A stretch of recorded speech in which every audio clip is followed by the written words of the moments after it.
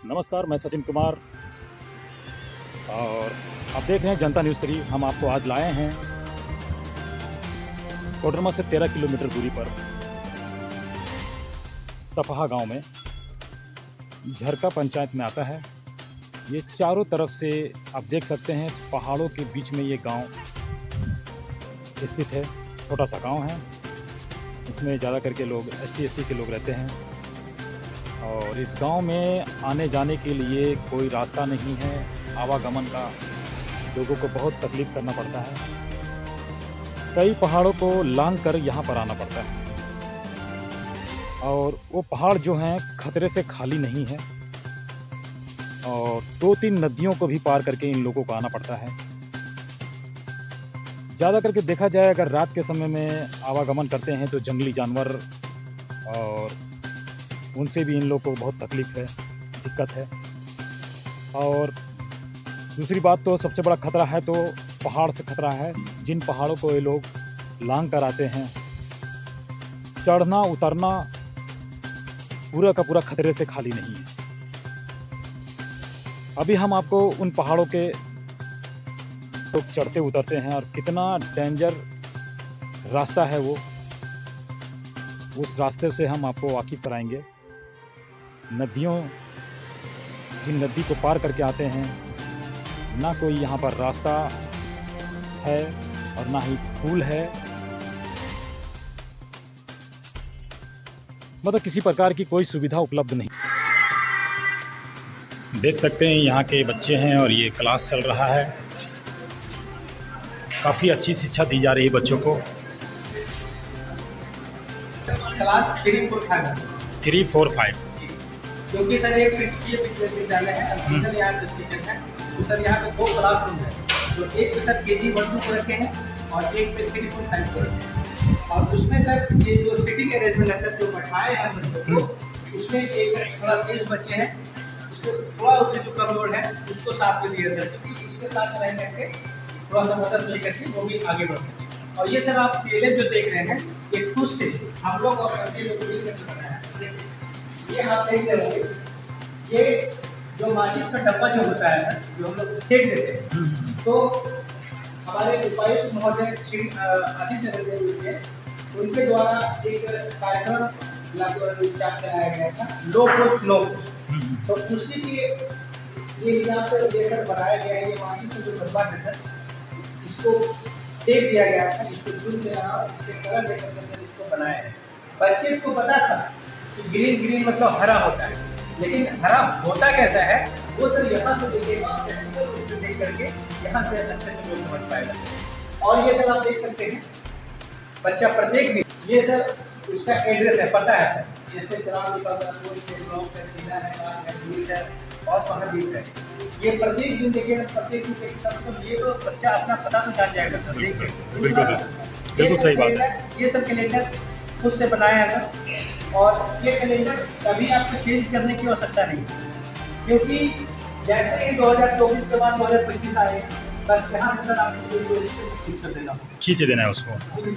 जैसे ही सर आपका 2099 कंप्लीट हो जाता है, 3000 पहुँचता है, तो पर बस इसको यहाँ से चेंज कर देना। मतलब ये कैलेंडर ऐसा है सर, चेंज करने की आपको जरूरत नहीं है, खुद से हैंड रखना है। और सर एक चीज़ और दिखाना चाहिए, प्रोजेक्ट इफेक्ट चल रहा है, उसके हिसाब से ये बनाया हुआ सर कि अगर कोई क्लासरूम में आते हैं कोई भी व्यक्ति, तो उनका स्वागत ऐसे किया जाता है। जैसे आज बुधवार है तो आपको जो है बच्चे को प्रभात कह के स्वागत किया। अगर आप सोमवार को आते हैं तो जुहार कहते हैं, मंगलवार को आते हैं तो आप नमस्कार कहते हैं, बुधवार को आते हैं तो गुड मॉर्निंग बोला जाता है, शुक्रवार को आते हैं तो ताली बजाकर स्वागत करते हैं। इस प्रकार 7 दिन जो है ना, सातों दिन अलग अलग तरीके से आप जो भी लोग आते हैं स्वागत करते हैं। और ये सारा देखने का ये सारा खुद से बनाया हुआ है। बहुत अच्छा। ये सर लो कॉस्ट के द्वारा ये बनाया गया है, लॉस्ट एंड फाउंड कॉस्ट। इसका मतलब ये है सर कि अगर कोई बच्चे को कोई भी सामान, चाहे पेन हो, पेंसिल हो, पैसा हो, अगर किसी को बाहर में गिरा हुआ मिले, वो बच्चा खुद नहीं रख करके वो इस बॉक्स में डाल देता है। और जब ये छुट्टी होती है उसमें सर इसको देखते हैं, जो चिल्ला रहता है तो निकाल करके बच्चे को पूछते हैं कि ये किसका है, इस प्रकार से उसको वो मिल जाता है। और दूसरा है बच्चे, इससे नैतिक विकास भी होता है बच्चे में, मॉरल जो है वो डेवलपमेंट करता है। और ये आप देख रहे हैं, ये भी प्रोजेक्ट इम्पैक्ट के तहत है। इसमें जो बच्चे पहले 10 बच्चे विद्यालय आते हैं उनको अलग अलग तरीके से प्रत्येक दिन स्वागत किया जाता है। जैसे सोमवार के दिन जो है वो चंदन का टीका लगा के करते हैं स्वागत, जो बच्चे पहले 10 आते हैं विद्यालय। मंगलवार को हाथ मिला करके, बुधवार को सर हाल चाल पूछ करके, इसी प्रकार 7 डेज में अलग अलग तरीके से उनका स्वागत किया जाता है बच्चों मैं टीवी के माध्यम से इसमें क्या कहना चाहते हैं, इससे क्या सिखाते हैं बच्चों को आप? ये बच्चों लोगों से जैसे कविता देख करके, सुन करके, एक्टिविटी के साथ वो बच्चे सीखते हैं। अच्छा अच्छा। ये संपर्क फाउंडेशन के द्वारा ये स्मार्ट टीवी को उपलब्ध कराया गया था। और इससे जो हमारा सब्जेक्ट है, हाँ, उसमें भी बहुत सारा इसमें मटेरियल डाला हुआ था, उसी के हिसाब से इसे पढ़ाने का दिया हुआ है, उसी से पढ़ाते हैं। जी।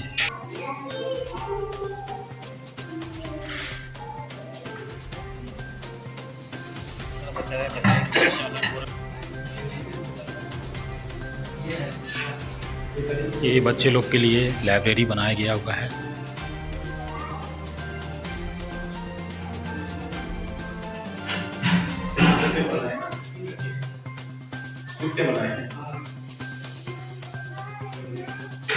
कितना खूबसूरत और कितना अच्छा लाइब्रेरी बनाया गया बच्चे लोग के लिए।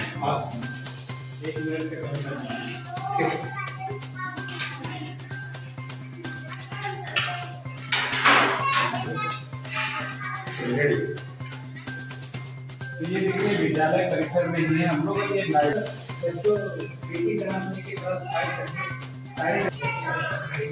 सभी कक्षाओं के लिए अलग अलग किताबें उपलब्ध कराई गई हैं, से लेके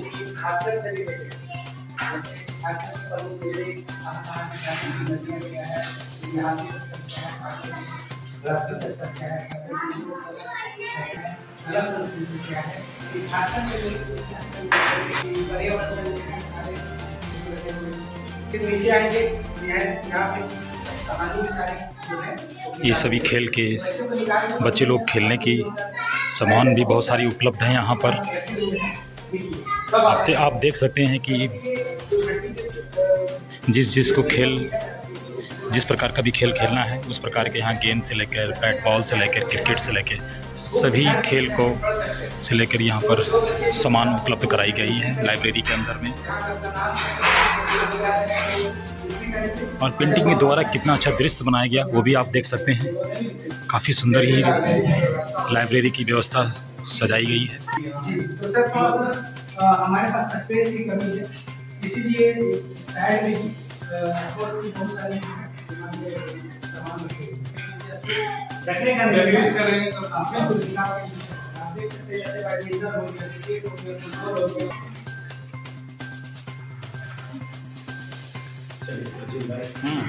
कुमार, अभी मैं कोडरमा ज़िले से 15 किलोमीटर दूरी पर एक सफाहा गांव में आए हैं।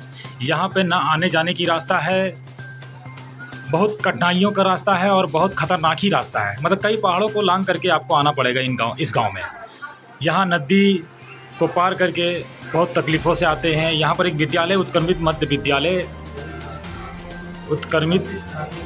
उत्क्रमित प्राथमिक विद्यालय है जो सफाहा में आता है। और यहाँ पर हम पहुँचे हुए हैं। अब यहाँ के जो एक शिक्षकीय विद्यालय भी कहा जाता है, यहाँ के जो मास्टर साहब हैं उनसे हम कुछ वार्तालाप करते हैं, उनसे हम जानकारी लेते हैं कि आखिर क्या मामला है, किस तकलीफ़ों को आते हैं, कैसे यहाँ पर पहुँचते हैं ये। क्योंकि हम तो आए हैं तो देखिए बहुत सारी तकलीफ़ें थी और उस तकलीफ़ों को कई पहाड़ों को हम लोग लांघ कर आए हैं और कितना आने जाने में दिक्कत होता है वो चीज़ को भी हम लोगों ने अभी देखा है। अब चलिए अभी इनसे सवाल जवाब करते हैं। सर, आपका शुभ नाम क्या हुआ? सर, मेरा नाम ब्रह्मदेव कुमार शर्मा हुआ। अच्छा अच्छा। कितने साल से नियुक्त हैं यहाँ पे? सर 7/6/2007 से हम यहाँ पे कर रहे हैं।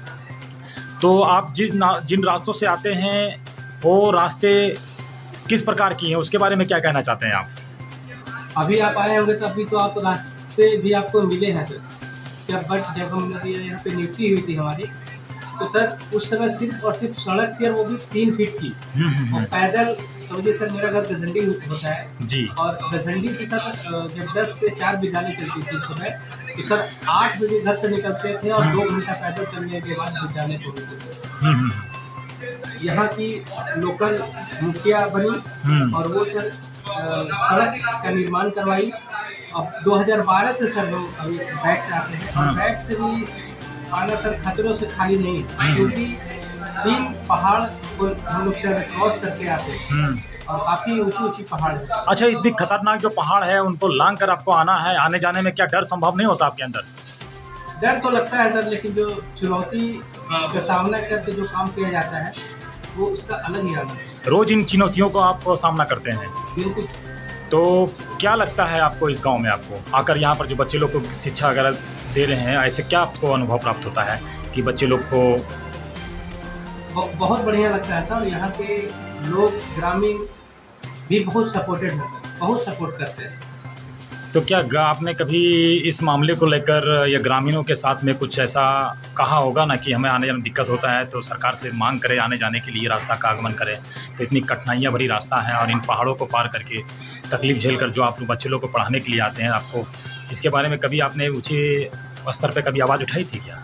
जी सर, कई बार यहाँ के ग्रामीण हैं वो एप्लीकेशन लिख करके सर, उनको ये लगना चाहिए कि वो भी क्षेत्र जो है, जो पिछड़े लोग हैं, जो जंगलों में रहते हैं, तो वो भी हमारे ही अंग है।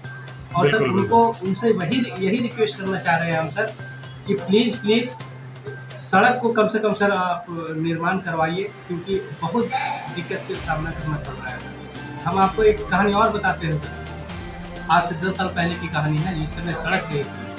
हम यहाँ के लोगों को देखे हैं सर, बीमार पड़ा था उसमें पैदल, पहले तो गाड़ी जाती नहीं थी सर, तो क्या किया गया था कि चद्दर जो होता है ना सर, चद्दर में मरीज को बैठा दिया गया और दोनों तरफ से मोड़ करके और उसमें लकड़ी डाल करके 2 आदमी आगे पीछे कर करके उसको ले जाया गया सर, ले गया। और बरसात में तो काफ़ी परेशानी का सामना करना पड़ता था। बरसात में तो 3-3, 4-4 फीट पानी हो जाती है जो नदी में, तो लोग इस पार से उस पार जा भी नहीं पाते। तो बरसात में किस प्रकार से आप आते हैं? वहाँ से आने जाने की दिक्कत हो तो पानी तो पूरा नदी में भर जाता होगा। जी सर। जहाँ से भरा था फिर कैसे आते होंगे? सर बरसात के दिनों में जब इधर हम आ जाते हैं और अगर बारिश हो जाती है तो सर यहीं पर रह जाता है 3 दिन। अच्छा, यहीं पर स्टे करना पड़ता है आपको? जी। अब क्या कहना चाहते हैं आप ऊँचे स्तर पर, मतलब कि हमारे माध्यम से कि अब यहाँ पर लोगों को सुविधा मिले, आने जाने की रास्ता बने?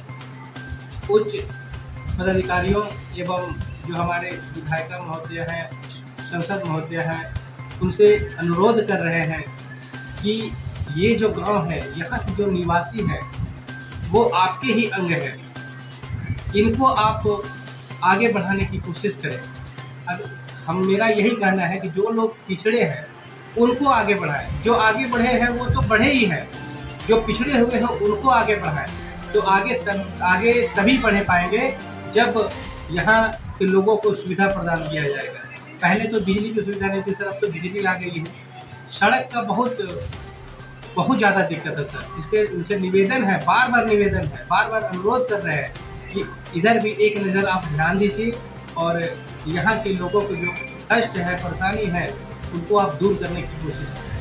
क्या मोबाइल से अगर जब इमरजेंसी केस में अगर बात करना रहता है तो कैसे बात करते हैं आप? सर पहले तो नहीं थी अभी, लेकिन अभी लगभग 1 साल हो गई है। यहाँ एयरटेल की टावर आ गई है सर, वो भी एयरटेल की। अगर आप जियो का नेटवर्क लेकर के यहाँ आएंगे तो आपको नो नेटवर्क दिखेगा सर, सिर्फ एयरटेल की ही काम कर रहा है। धन्यवाद।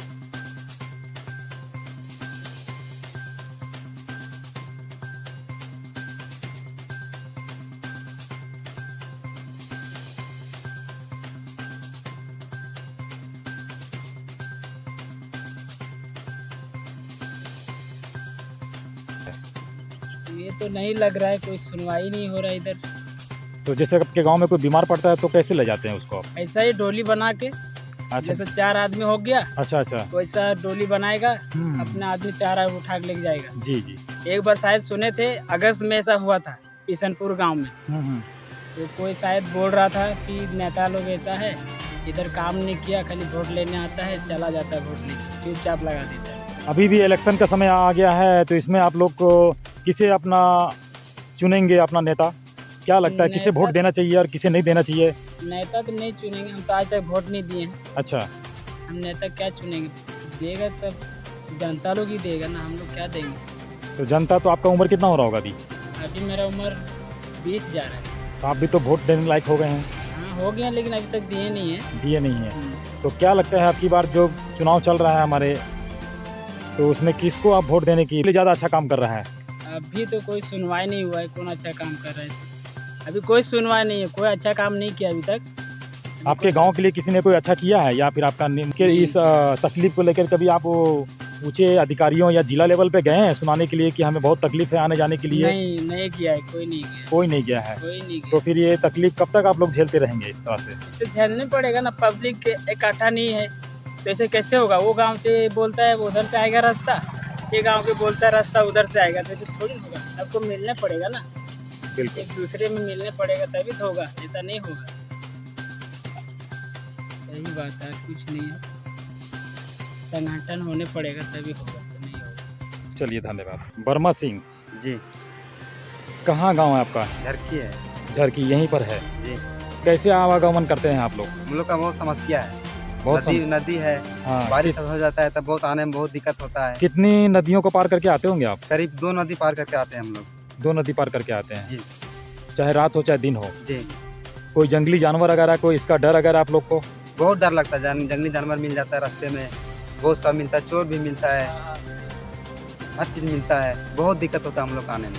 तो आप रात के समय जैसे कभी देर हो गया कहीं आप मजदूरी करने या काम करने, क्या करते हैं अभी फिलहाल आप? फिलहाल हम लोग खेती थोड़ा बहुत करते हैं, उसके अलावा? उसके अलावा कुछ नहीं। और थोड़ा बहुत खेती होता है, वो भी बारिश होता है तो पानी बहुत बारिश हो जाता है तो खेत में भी भर जाता है, तो वो भी खेती भी ले जाता है, उठा करके ले जाता है पानी। पानी के द्वारा बह जाता है ना? जी।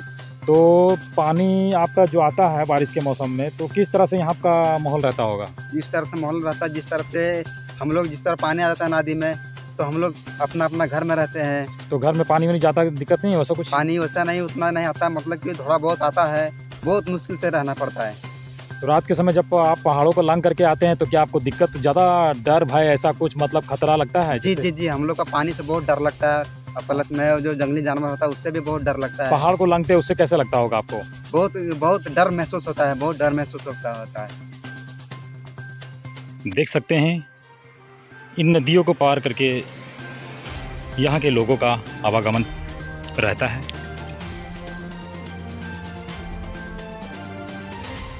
आप सोच सकते हैं कि बरसात के मौसम में इन लोगों को कितना तकलीफ का सामना करना पड़ता होगा अगर जब यहाँ पानी अगर भर जाता होगा। नदी भी काफ़ी चौड़ा लिख रहा है देखने में।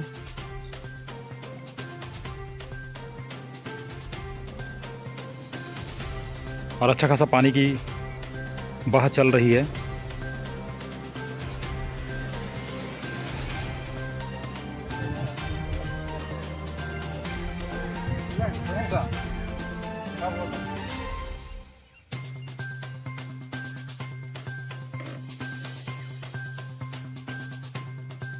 देखिए इस प्रकार का रास्ता बना हुआ है। हमारी टीम ने यहाँ पर पहुँचने के लिए कितनी कठिनाइयों का सामना किया है।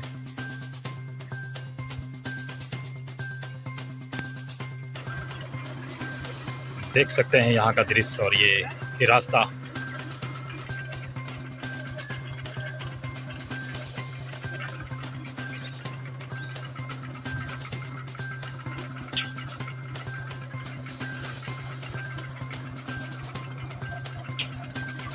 तकलीफ से लोग मोटरसाइकिल को यहाँ से पार करते हैं क्योंकि बालुओं में मोटरसाइकिल का जो टायर होता है घुस जाता है पूरी तरह से। अब हम आपको यहाँ की जो रास्ता है, कितनी कठिन भरी रास्ता है, उसके दृश्य दिखाएंगे आपको।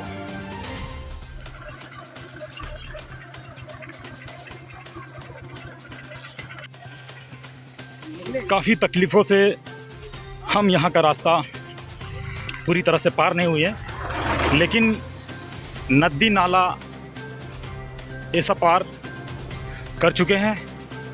अब रह गया है पहाड़ पे चढ़ने वाला रास्ता। सो अब उस पर हम लोग तैयारी पे लगे हुए हैं।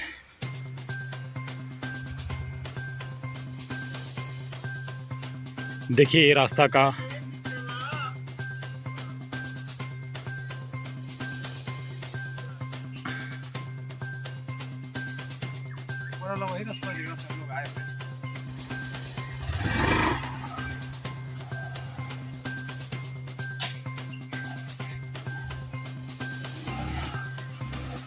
देख सकते हैं किस तरह से नदियों से पार किया जाता है।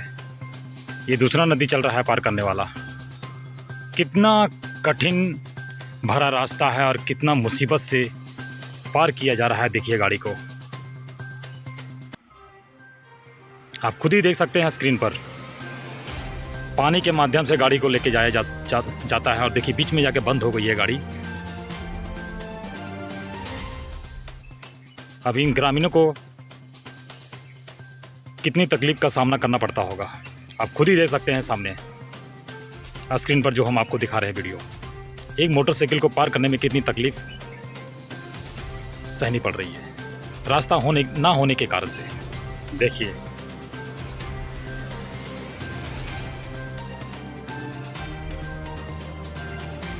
नदी का पानी सूख गया है, इसके कारण से लोग नदी के रास्ते से ही आवागमन करते हैं। यहाँ दूसरा कोई रास्ता है ही नहीं जो आ जा सके।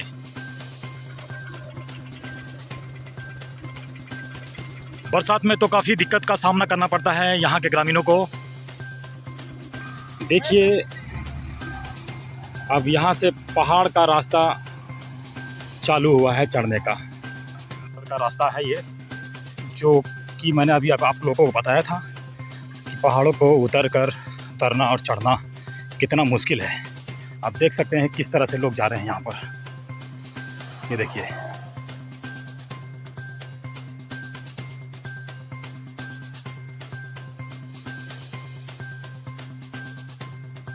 सोच सकते हैं कितना है खतरनाक रास्ता है। खतरों से खाली नहीं है लेकिन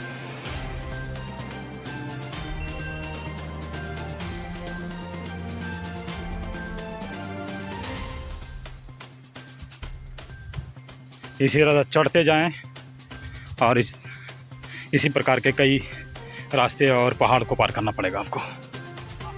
देखिए